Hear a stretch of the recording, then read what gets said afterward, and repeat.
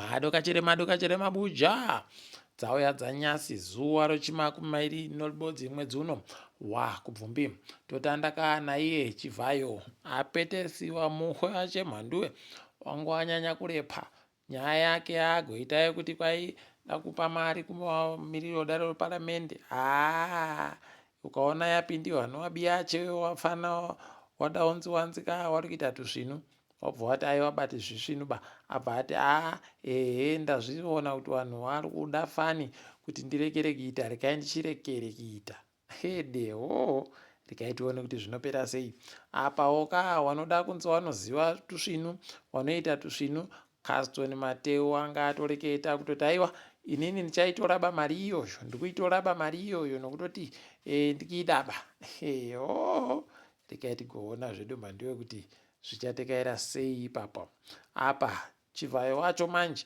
abva azoti aiwa alright ndazvingwa zvokuti kudare reparamende ndichaendesa asi ndakutoendesa zvangu mari mamiliyoni 5 kumapato oZANU-PF matunhu akasiyana siyana yei zvawabi yedu wanogara wakanota kuita mari kupfuura hurumende kaona zvadandoziva kuti zvanyangaritsa izvi rekai tione zvedu kuti zvinopera sei nyaya yekuingidziwa kwemari dzowabasa wehurumende yaenderera mberi nyasi maticha mawana murairidzi wagoburika Mhanduwe wachiti mari yacho yomayusa iri kuramba yakafanana iri kuramba iri ibodzi $320 $320 pachirungu iri kuchinja iyoyo yavari kundonzi waingidziwa mazigi Mhanduwe zvaakunzi kwai murairidzi ari pasi pasi akutandawo kutambira $400 zvichienda mberi rekai tione Mhanduwe kuti zvinoperera papi wakuru wezvikoro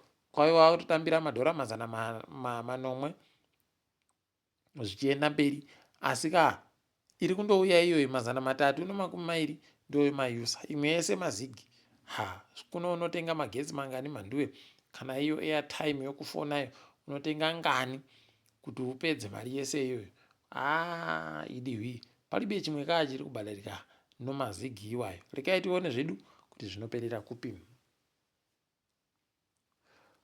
Zimbabwe Lawyers for Human Rights wanga wariko kwedu nokwamutoko wari kuda kuti waburitsise tawanda zange ani makore 30 ari mumwe chidiki webato reZANU-PF arimo mujere Mhanduwe akapfikiwa kuti kwai agonze areketa pwito achitukawa munangaro pakanyangara palibe patinoreketa kuti palibe anosara ndizvo zvazvinoreketa izvi rekai tione kuti zvichaperera papi kwai atopfuura mwedzi ariko kujere pano nyaya apa taitirambe takazviringama dare remakurukota vamunangarwa nyasi uno raburika rikati rabvuma kuti kumapopoma kuVictoria Falls kuwakiwe zvinhu pamahekite anoita 240 noribodzi 271 hectares pachirungu kwai kambaniyo JR Goddard ndo inenge ichitungamira kuwakiwa kwacho ndo ichaunza imwe mari hurumende yaunza mari yaunza ivhu rese irori kuti ipiwe zvikamu 30 kubva muzana chatinoziva madhiri anoita ese paine chanja chopfene rekai tigoramba zvedu takaringa kuona kuti zvinenge zvina nopapi apa izvezvi vanhu vanoda kuuya nomari munyika medu wakutombomirapo kare kubva kureketiwa kwaita nyaya yekuti mazigi kwai akatoita kuisiwa pasi chaiko anofanira kunge ari pamusoro kupfuura izvaari imi pakanyangaritsa munhu ese anotanda kuvhunduka kutoti tichamuka bachere mangwana tichibva tandonyepewa kutoti kubva nyasi zigi rakwira futi rapa zvawanga wakamboita paya makore ese aya rekai tione Mhanduwe kuti inoperera papi ticharamba takaringama iko kumapopoma kuVictoria Falls vanhu vari kuramba vachivhunduka Mhanduwe paburika vhidhiyo iyo yatenderera fani padandemutande kuti kwai kwakunongwena yenge irimo muAzambezi Lodge pasi rese vanhu vaita kuvhunduka kuti iwe kwai mukwimba wongwena wakaita kudando iwoyo asi tiri kutenda hedu kaa kuti uri bekuzogwarashiwa. Tingadai tationa vamwe vaakutong'en'enura mazino ipapa nowaakudya nyama Mhanduwe, novamwe waye wanoda kuuraya vamwe waakutoti kwai nduri yogarwa. Yei, pakanyangaritsapo. Regai tione kuti zvinosvika papi, asi aiwa tinogara nadzo zvezvino isu takakura nadzo ka zvichinamba zvakadondado palibe anodyiwa banongwena ikasvika zvakanaka, aiwa munondoitawo zvokuti itambanuke iripo. Motika yakagonzi naWicknell ndichapa kuna Ronald mujuru pokare no mari aiwa zvasvika imi agonzi mari aiwa wendo uno mari taisa kubhengi asi motika yako iyi kwaino mumwe bhururu wacho anonzi Ronald pokare abva andopuwa akanzi iwe kako kaakwaka chibvai maenda apa dzaakunziwa nemapostori ka kuchiri kuendiwa bakuona vhikita dzaakunziwa nemapostori warume unobva waita mugwatsitsi kuita muembe wakaita kudando idi kuirima kuwari kunyanya kukunyanyitsa. Regai tione kuti kuchaperera papi, ticharamba zvedu takaringama. Wamunangarwa waripo kuguta roBulawayo wanadhu mabhoko nohurumende yache wari kuti wari kudya naye. Aiwa, regai tione Mhanduwe wamwe wagototi iwe dhuma iwe dai wauri mumweka warika hako kuuya nozvokudya, wauya nozvokudya zvako nomvura dzako nokutoti mapfene aya idihwi. Regai tigoona kuti zvinoperera papi.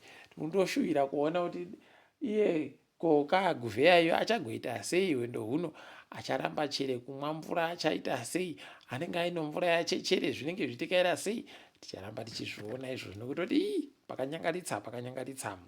Apa kaTransmedia yakuuya noti mabhokisi Mhanduwe TV kwai chivhitivhiti chedu kuti chiende padande mutande zviite zvakanaka taakuisa ipapo kwai munotipa $25 $25 pachirungu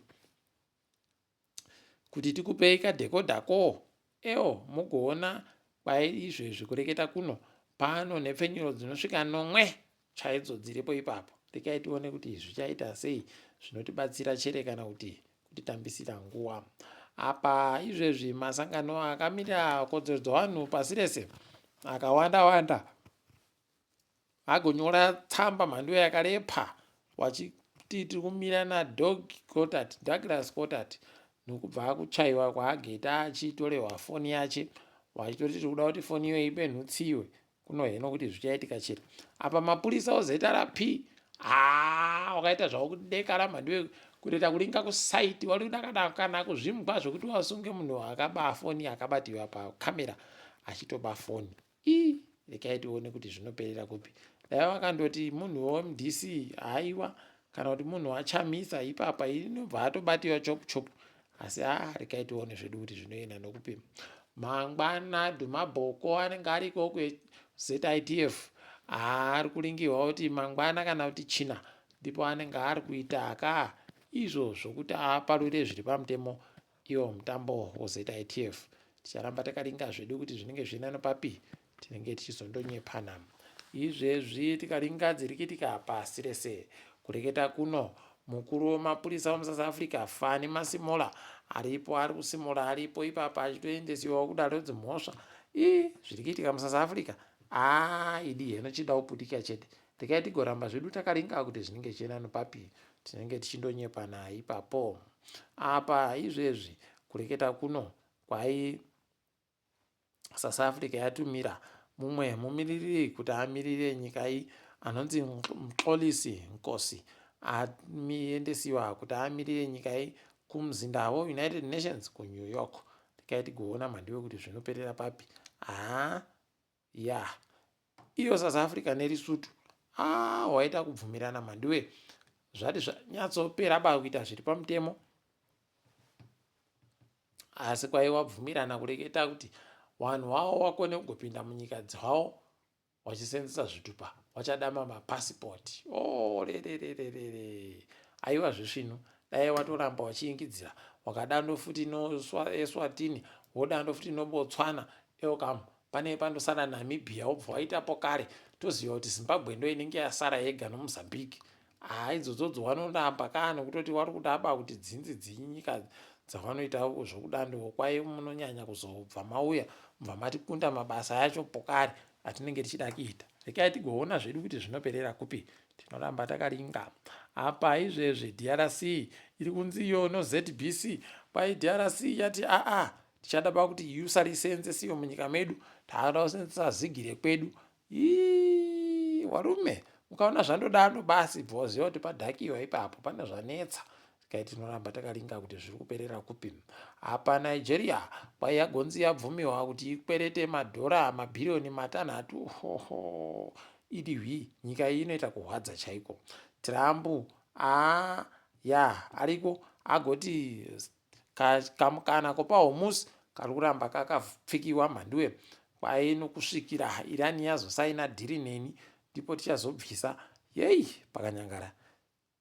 Mukuru weApple Tim Cook ati ini ndakuenda kobika, ndichada bazvo kuti ndirambe ndiri pano kubva kutanda kwemwedzi waGunyana ndichange ndaenda ini ndakienda ndichada bazvo kuramba ndiri pano.